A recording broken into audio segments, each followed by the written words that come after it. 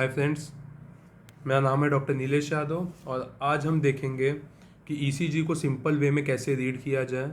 अगर हमारे पास एक ईसीजी आता है तो हमें क्या क्या पॉइंट्स पहले देखने हैं और फिर कंक्लूजन तक कैसे पहुंचना है, उसका एक सिंपल वे में हम ईसीजी कैसे रीड कर सकते हैं, उस बारे में हम आज डिस्कस करेंगे। तो सबसे पहला चीज़, अगर ईसीजी हमारे सामने आता है तो हमें क्या देखना है, तो ईसीजी में हमें कैलिब्रेशंस देखने हैं। तो कैलिब्रेशन क्या होता है, तो कैलिब्रेशन कोई भी जो मशीन है वो मशीन अच्छे से काम कर रहा है कि नहीं, कैलिब्रेटेड है कि नहीं, वो देखना काफ़ी ज़रूरी है। तो जो भी ईसीजी हम देखेंगे उसमें हमें एकदम लास्ट में, लीड के जो लास्ट में एक ऐसा करके कुछ तो सिंबल देखने को मिलता है जो कि ऑलमोस्ट 1 सेंटीमीटर तक टॉल होता है, 1 सेंटीमीटर तक, और उसकी जो विथ होती है वो होता है 0.5 सेंटीमीटर। तो ऐसा एक कुछ तो स्ट्रक्चर हमें देखने मिलता है।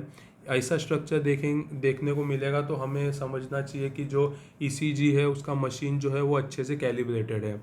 तो कैलिब्रेशन क्या है? Calibration is a process of configuring an instrument to provide the result for the sample within an acceptable range. Standard calibration क्या है? तो 1 millivolt calibration is expected to produce a rectangle of 10 mm height and 5 mm with, जैसे कि मैंने यहाँ पे आपको बताया है। अगर रिकॉर्डिंग है, अगर ईसीजी का पेपर है वो 50 mm से ज़्यादा की स्पीड पे रन हो रहा है, तो जो स्क्वायर आएगा वो जो आपको कैलिब्रेशन आएगा वो एक स्क्वायर के फॉर्म में आएगा जिसके अंदर 10 mm की हाइट होगी और 10 mm का विथ होगा। तो ये कैलिब्रेशन हमें देखने को मिलेगा ऐसा। दूसरा चीज़ हमें क्या देखना है, तो दूसरा चीज़ हमें देखना है वो है लीड का प्लेसमेंट। जैसे ही हम ईसीजी निकालेंगे तो ईसीजी निकालते वक्त लीड्स जो प्लेस किया है वो सही प्लेस किया है कि नहीं, वो जानना काफ़ी इम्पॉर्टेंट है। तो लीड्स सही प्लेस किया है वो कैसे पता चलेगा? तो लीड 1 में और लीड AVR में, ये दो लीड्स में हमें देखना है। जैसे कि हमें पता है कि जो ईसीजी है उसमें जो AVR फॉर्म होता है वो सब नेगेटिव डिफ्लेक्शंस होते हैं, P वेव, QRS कॉम्प्लेक्स और T वेव। तो जितने भी होते हैं सब नेगेटिव डिफ्लेक्शंस होते हैं। और जो लीड 1 में फॉर्म होता है वो कैसा होता है? तो वो होता है सभी के सभी पॉजिटिव फॉर्मेशंस होते हैं। तो अगर AVR में पॉजिटिव फॉर्मेशन हो और लीड 1 में अगर नेगेटिव फॉर्मेशन होता है PQRS कॉम्प्लेक्स का, तो हम बोल सकते हैं कि जो लीड प्लेसमेंट है वो सही से नहीं किया गया है। या फिर दूसरा ऑप्शन क्या होता है कि पेशेंट को डेक्स्ट्रोकार्डिया होगा, तो भी ऐसा देखने को हमें मिलता है। तो ये चीज़ हमें गौर से देखना है कि जो लीड प्लेसमेंट है वो ठीक से किया है कि नहीं, नहीं तो फिर ईसीजी रीड करने में काफ़ी ज़्यादा प्रॉब्लम आता है। तीसरा चीज़ हम क्या देखेंगे? तो तीसरा चीज़ हम देखेंगे रिदम और वोल्टेज। तो जो ईसीजी है, ईसीजी का जो लॉन्ग लीड है, जो लीड 2 होता है वो लॉन्ग लीड होता है। तो लीड 2 में हम देखते हैं कि जो रिदम है वो रेगुलर है या इरेगुलर है। वो कैसे पता चलेगा? तो रेगुलर रिदम में जो आर इंटरवल्स होते हैं, ये जैसे कि पी वेव है, ये क्यू आर एस कॉम्प्लेक्स है, ये टी वेव है, फिर से P wave, Q R S complex और टी वेव फॉर्मेशन होगा। तो जो ये आर इंटरवल्स जो आते हैं वो इक्वल डिस्टेंस पे अगर होंगे तो हम उसको क्या बोलेंगे कि ये जो है वो रेगुलर रिदम है। और इसी में अगर आर इंटरवल रेगुलर इंटरवल्स में नहीं आएंगे तो हम उसे क्या कहेंगे? Irregular intervals.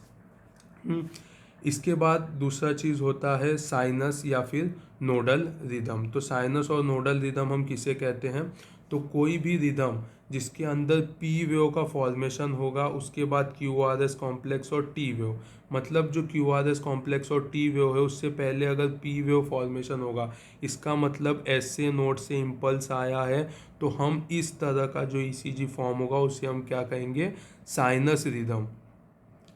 उसे हम कहेंगे साइनस रिदम।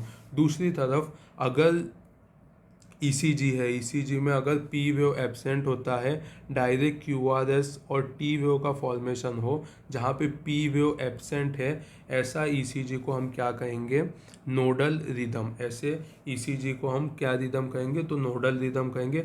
इसमें पी वेव का फॉर्मेशन नहीं होता है, और जो रेट्स होते हैं, जो हार्ट रेट होते हैं, वो अगर हम काउंट करेंगे तो अराउंड 40 to 60 मिलता है। तो हमें समझना चाहिए कि वो नोडल रिदम है। दूसरा चीज़, अगर रिदम इरेग्युलर है तो वो भी दो टाइप के होते हैं। एक तो रेगुलरली इरेग्युलर होते हैं, और एक इरेग्युलरली इरेग्युलर। ऐसे दो टाइप के रिदम्स इरेग्युलर में हमें देखने मिलते हैं। जैसे जैसे हम आगे ईसीजी देखते जाएंगे, हमें धीरे धीरे पता चल जाएगा कि इसमें डिफरेंस क्या है। तो अभी नाम के लिए मैं बता देता हूँ कि एट्रियल टैकीकार्डिया और एट्रियल फ्लटर्स, ये दो ऐसे सिचुएशंस होते हैं ईसीजी में जहाँ पे रेगुलरली इरेग्युलर रिदम फॉर्मेशन होता है। और दूसरा एट्रियल फिब्रिलेशन और मल्टीफोकल एट्रियल टैकीकार्डिया में इरेगुलरली इरेग्युलर ऐसा टाइप का ईसीजी फॉर्मेशन होता है। ये जैसे जैसे हम आगे ईसीजी देखेंगे, उसमें हमें धीरे धीरे क्लियर होते जाएगा, ज़्यादा अच्छे से समझ में आएगा। चौथा चीज़ क्या देखेंगे हम, तो चौथा चीज़ हम देखेंगे एक्सिस। तो कोई भी ईसीजी है उसमें एक्सिस देखना काफ़ी इंपॉर्टेंट है।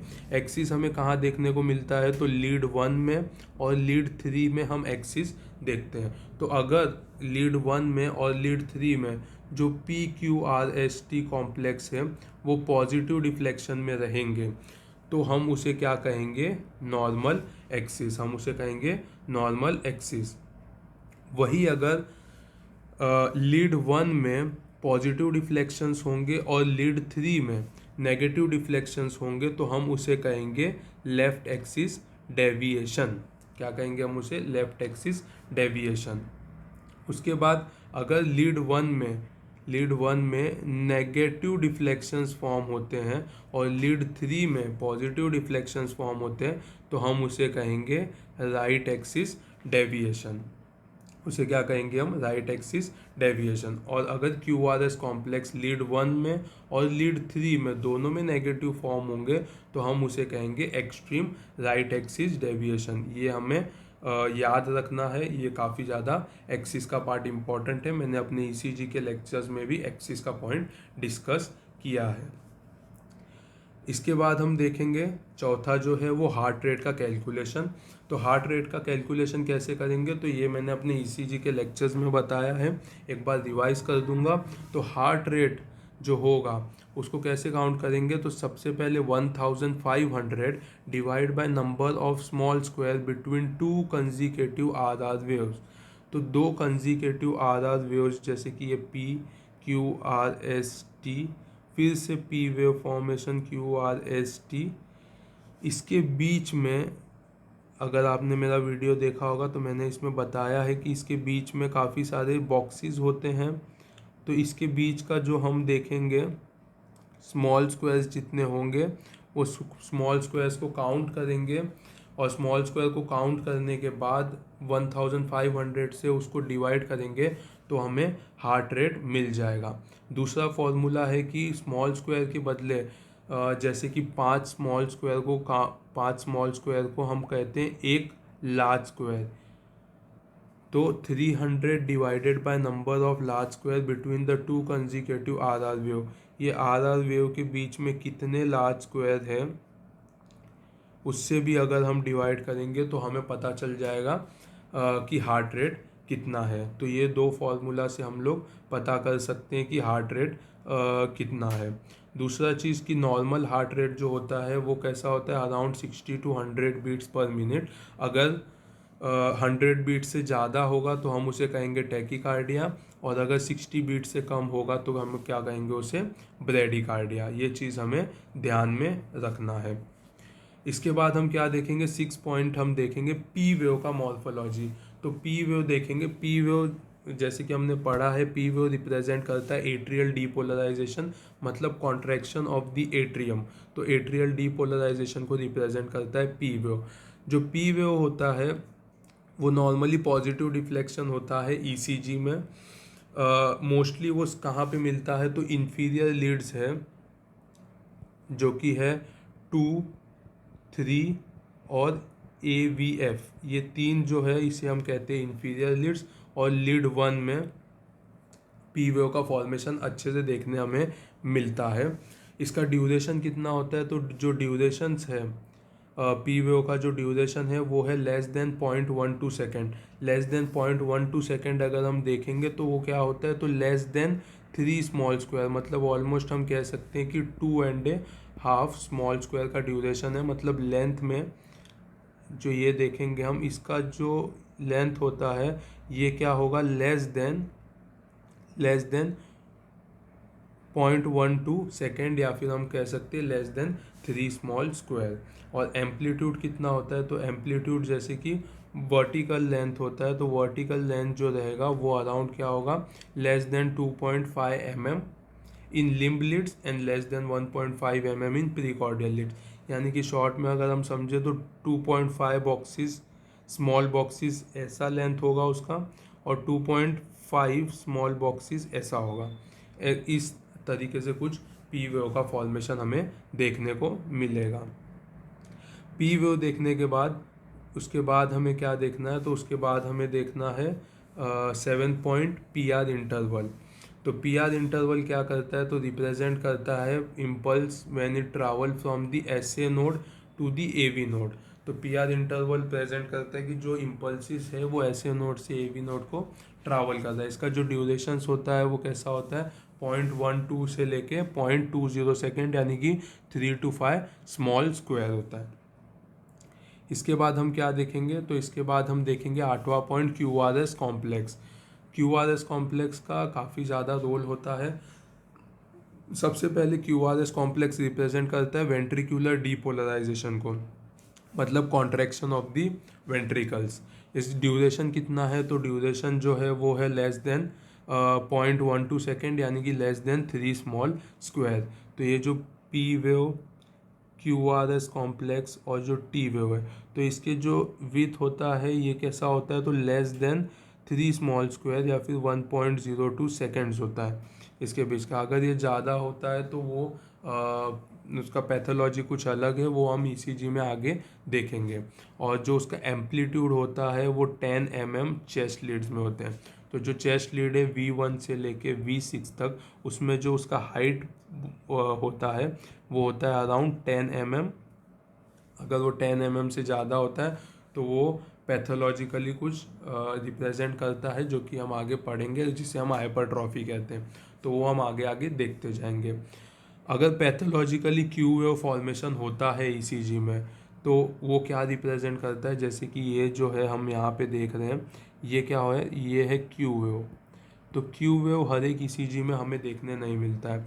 अगर क्यू वेव का जो डेप्थ होता है वो अराउंड 2 mm तक रहेगा या 2 से ज़्यादा रहेगा, तो हम क्या कहेंगे, हम उससे कह सकते हैं कि वो प्रीवियसली मायोकार्डियल इन्फ्रैक्शन पेशेंट को आ चुका है।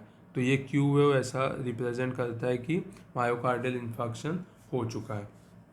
इसके बाद 9th पॉइंट क्या देखेंगे, 9th पॉइंट देखेंगे हम ST सेगमेंट। तो ECG जो अगर हम देखें तो जैसे कि ये P वेव है, QRS कॉम्प्लेक्स, और ये T वेव है। तो ये जो पार्ट है इसके बीच का, S और T का पार्ट, इसे हम क्या कहेंगे, इसे हम कहते हैं ST सेगमेंट। ST सेगमेंट कैसा होता है, तो सबसे पहले फ्लैट होता है, आइसो इलेक्ट्रिक होता है, और ECG between the end of the S wave के ख़त्म होने से लेके beginning of the T wave, इसके बीच का जो ये पार्ट होता है इसे हम क्या कहेंगे, ST सेगमेंट। तो ST सेगमेंट क्या रिप्रेजेंट करता है, तो ये होता है interval between the ventricular depolarisation and ventricular repolarisation, यानी कि कॉन्ट्रैक्शन और रिलैक्सेशन के बीच का जो इंटरवल होता है वो रिप्रेजेंट किया जाता है ST सेगमेंट से। ST सेगमेंट का सिग्निफिकेंट क्या होता है, तो ST सेगमेंट एबनॉर्मेलिटीज़ हमें अगर ECG में रहेगा, अगर एलिवेशन या फिर डिप्रेशन ST सेगमेंट अगर होगा, ST सेगमेंट नॉर्मली फ्लैट होता है, अगर ST सेगमेंट का एलिवेशन होता है या ST सेगमेंट का डिप्रेशन होता है, तो हम कह सकते हैं कि पेशेंट जो है वो मायोकार्डियल इस्चेमिया या फिर मायोकार्डियल इन्फाक्शन में है। अगर एसटी डिप्रेशन फॉर्मेशन होता है, एसटी डिप्रेशन का फॉर्मेशन होता है तो हम कहते हैं कि मायोकार्डियल इस्चेमिया है, और अगर एसटी एलिवेशन होता है तो हम क्या कहते हैं, मायोकार्डियल इन्फार्क्शन है। ये भी हम आगे ईसीजी में अच्छे से स्टडी करेंगे। इसके बाद हमें क्या देखना है, तो 10th पॉइंट हमें देखना है कि टी वेव कैसा है। तो जैसे कि हमें पता है कि T wave is the positive deflection after the QRS complex. It represent ventricular repolarisation, मतलब रिलैक्सेशन ऑफ द वेंट्रिकल्स को रिप्रेजेंट करता है। तो जो टी वेव है वो अपराइट रहता है सभी लीड्स में। सभी लीड्स में जो टी वेव होता है वो पॉजिटिव डिफ्लेक्शन होता है, एक्सेप्ट AVR और V1। AVR और V1 में कैसा होता है, तो ये नेगेटिव रहता है, नेगेटिव डिफ्लेक्शन ईसीजी में देखने मिलता है। एम्पलीट्यूड कितना होता है, तो इसका अराउंड एम्पलीट्यूड जो है वो less than 5 mm in limb leads and less than 10 mm in precordial leads देखने को मिलता है। अगर इसका हाइट जो चेस्ट लीड में अगर ज़्यादा मिलता है तो वो भी एक पैथोलॉजिकल फीचर है, वो भी हम आगे देखेंगे ईसीजी के माध्यम से कि हम उसको किस टर्म में डिनोट करते हैं। तो ये चीज़ हमें देखना है कि उस वेव का जो एम्पलीट्यूड है वो कितना बड़ा है, उस हिसाब से हम डिस्टिंग्विश कर पाएंगे कि पेशेंट को क्या बीमारी हो सकती है। इसके बाद हम 11th पॉइंट क्या देखेंगे, तो एक्टोपिक बीट्स देखेंगे। तो एक्टोपिक बीट्स क्या होता है, तो ये क्या होता है, तो ये एक्स्ट्रा बीट्स होता है जो फॉर्म होता है just before a regular heart beat. Regular heart beat जो PQRST आता है उससे पहले कोई एक्स्ट्रा बीट फॉर्मेशन हो, उसे हम क्या कहेंगे, एक्टोपिक बीट्स। एक्टोपिक बीट्स का सिंपल एग्जांपल है प्री मैच्योर वेंट्रिकुलर कॉन्ट्रैक्शन और प्री मैच्योर आर्टेरियल कॉन्ट्रैक्शन। जब ईसीजी स्टार्ट होगा तो ईसीजी में मैं आपको ये दोनों ईसीजी के बारे में डिटेल में बताऊंगा कि ये कैसे फॉर्म होता है, कैसे हम लोग फटाक से आइडेंटिफाई कर सकते हैं कि ये प्री मैच्योर वेंट्रिकुलर कॉन्ट्रैक्शन है। तो इस बारे में भी हम अच्छे से पढ़ेंगे आगे। ये 11 पॉइंट हमें पता चल गया, उसके बाद हम एक कंक्लूजन पे पहुंच सकते हैं कि पेशेंट का रिदम कैसा है, पेशेंट के हार्ट रेट कैसे हैं, पेशेंट की जितने भी PQRST जो भी है उसमें मॉर्फोलॉजी कैसा है, ये सब हम इससे पढ़ सकते हैं। PQRST में क्या क्या चेंजेस है वो सब इस के थ्रू देख पाएंगे, और फिर लास्ट में हम कंक्लूड कर सकते हैं कि पेशेंट को क्या है। फॉर एग्जांपल पेशेंट को MI है कि नहीं, मायोकार्डियल इस्चेमिया है कि नहीं, वो चीज़ हम देख सकते हैं। तो इसके बाद हम एक ECG देखेंगे और स्टार्ट करेंगे ये 12 पॉइंट्स लगा के कि कैसे हमें ECG को सिंपल वे में रीड कर पाएंगे।